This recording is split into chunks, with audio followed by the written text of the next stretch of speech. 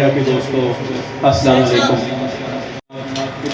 भाई जनाब शबीर अहमद कानफानी भाई, साबिक सूबाई वज़ीर, मैं इसके सबको सूबाई तंजीमी कमेटी की जानब से शाबाश देता हूँ और मुबारकबाद देता हूँ।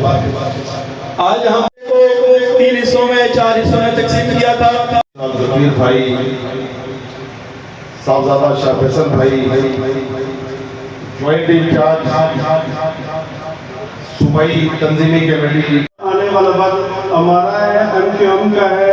ये MQM महाजन को यहाँ काम करेंगे, इस तंजीमी कमेटी के हवाले से हमारा साथ देंगे। जहाँ भी हमारी जरूरत पड़ेगी, मैं यहाँ कश्मीर में होता हूँ, इस्लामाबाद भी अंदर जाते रहता हूँ। आपको जब भी आप भाइयों, दोस्तों, साथियों, खासकर मीडिया के दोस्तों, अस्सलाम वालेकुम।